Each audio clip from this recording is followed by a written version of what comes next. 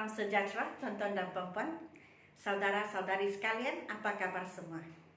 Nama saya ialah Dr. Lee dan saya berasal dari Bukit Mentajam, seberang Perai.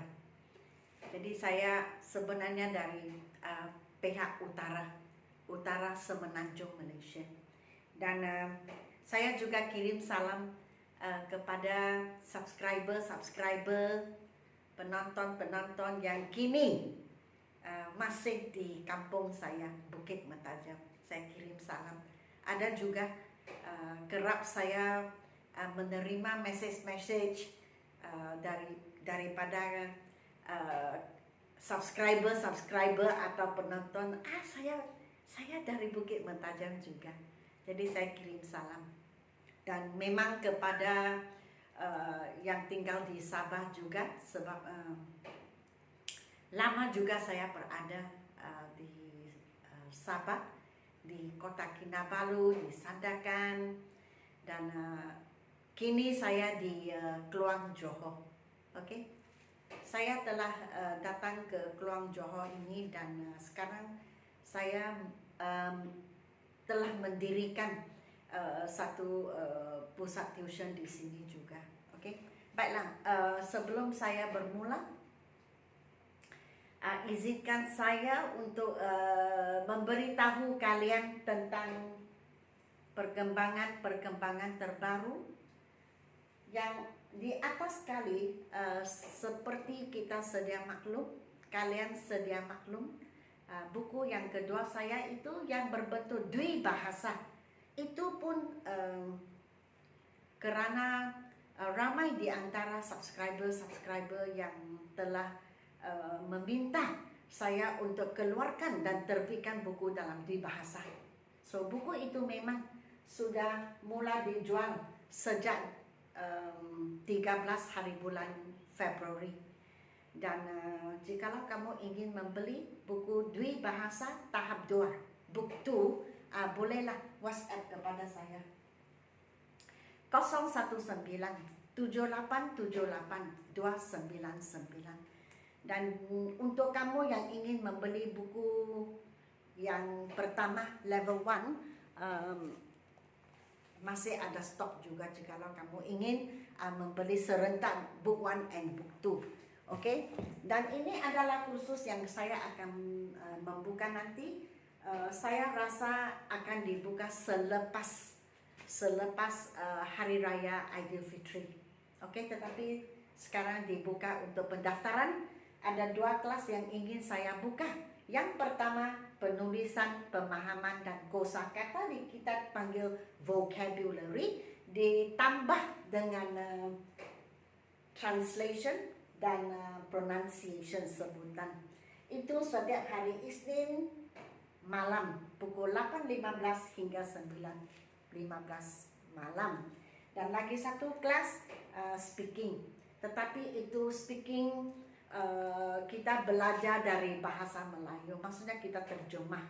Kalau bahasa Melayu kita cakap begini, English bagaimana cakap begitu.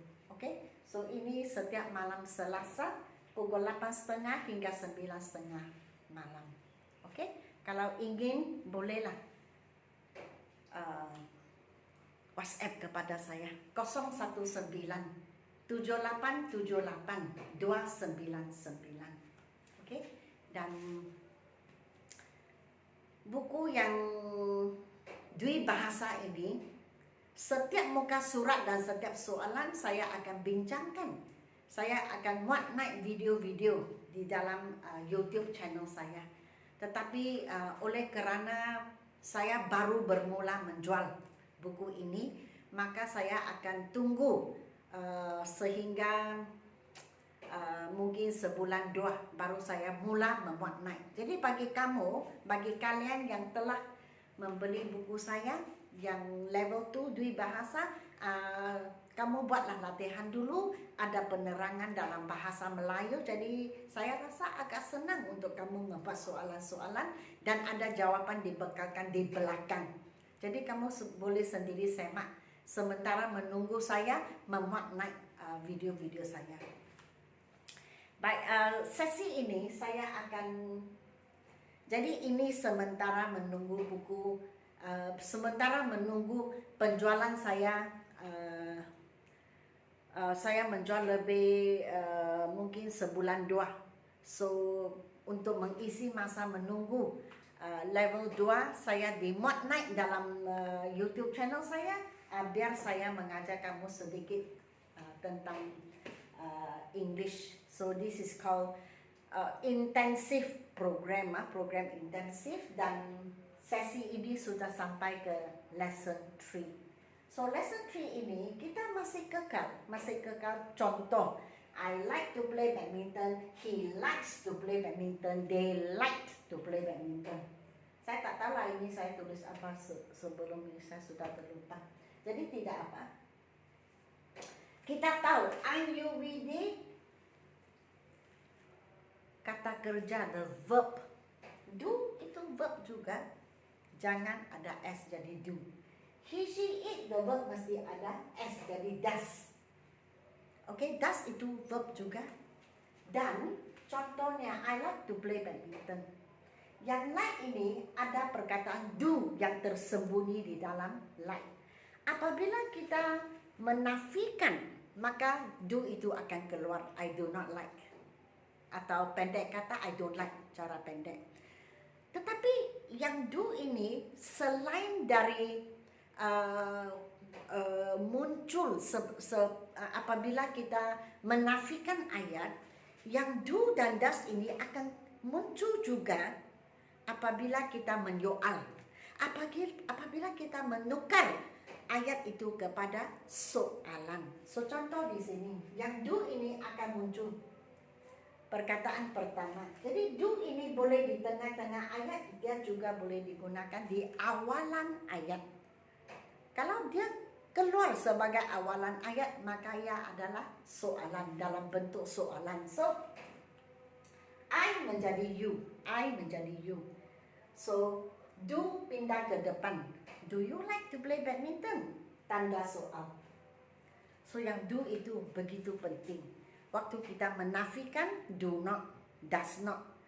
Atau waktu kita menyoal, do you atau does he. Kalau masa lalu memang did atau does he. Okay? So do you, does he.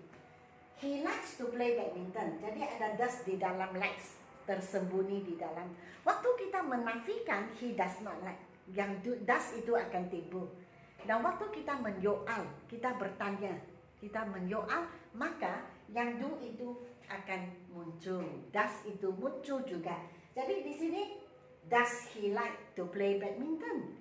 Yang does itu di depan sekali. Jadi waktu does itu di awalan ayat, di tempat pertama ayat yang menjadi soalan. Jadi ada tanda soal di sini. Tetapi kita boleh lihat yang like ini kekal. Saya pernah sebut, ingat kan? Waktu kita menggunakan do, does ataupun did, kita mesti tukar verb itu kepada kata asal. Contohnya likes balik ke like, L-I-K-E seperti sini. Does he like to play badminton? Dan they liked to play badminton masa lalu. Kalau masa lalu, liked itu mempunyai did di dalam yang tersembunyi.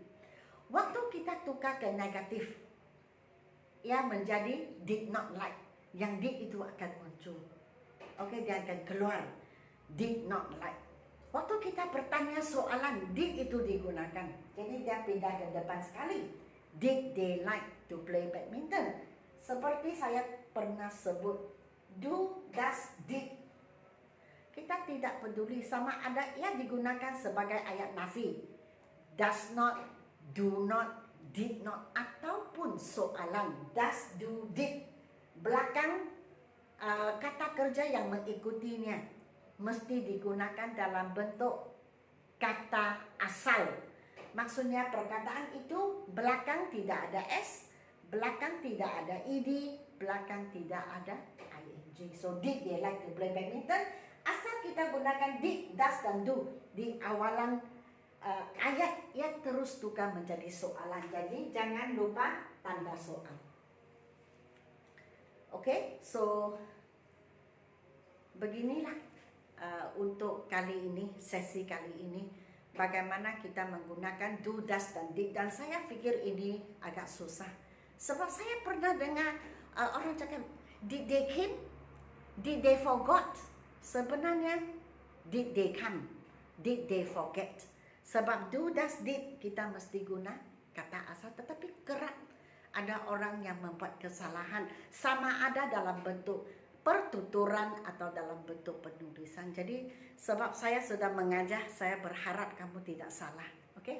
Dan jikalau kamu ingin menonton video-video saya di TikTok, inilah username saya, dan Instagram juga jikalau ingin menonton. Sebab TikTok dan Instagram saya ada had masa 1 minit, 1 minit setengah, paling-paling 2 minit. Jadi saya hadkan kepada 1 minit setengah, 90 saat. 90 saat, 90 seconds. So biasanya saya mengajar pertuturan, speaking. Jadi jikalau kamu ingin menonton saya video-video saya tentang bagaimana bercakap, bagaimana berdialog, maka kamu pergilah ke TikTok dan Instagram saya. Pasti kamu akan melihat. Saya juga ada makna di Twitter, tetapi saya tengok waktu saya makna di Twitter, saya rasa sudah cukup lah untuk TikTok dan Instagram. Jadi sekarang saya tidak makna di Twitter lagi, hanya di Instagram dan di TikTok sahaja, di samping YouTube. Memang dalam Facebook saya ada juga, tetapi yang saya mengajar di Facebook bahasa Cina dan sama jadi tak payahlah jikalau kamu sudah biasa menonton dalam bahasa Melayu, YouTube paling best. YouTube itu saya boleh gunakan masa sepanjang yang saya mau, sebab tidak ada had masa. Dan ini TikTok, saya ada satu dalam bahasa Melayu, satu dalam bahasa Cina. Jadi kamu boleh menontonlah jikalau ingin. Okey, atau Instagram. Instagram juga dalam bahasa Melayu dan bahasa Cina. Jadi setakat ini sahaja. Sila beri saya like, share dan subscribe. Dan sehingga kita berjumpa di lesson 4. Okey, selamat tinggal.